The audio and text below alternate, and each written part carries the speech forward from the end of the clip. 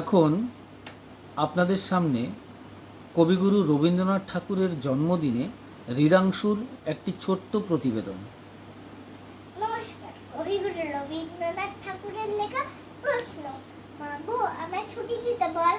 সকাল থেকে পড়েছি যে বেলা, এখন আমি তোমার ঘরে বসে করবো শুধু পড়া পড়া খেলা।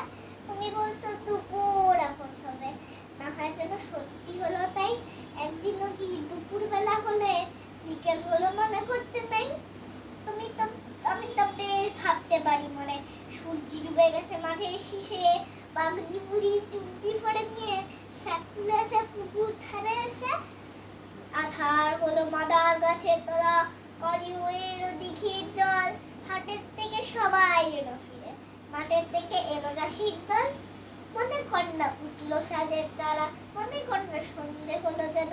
রাতের বেলা দুপুর যদি হয়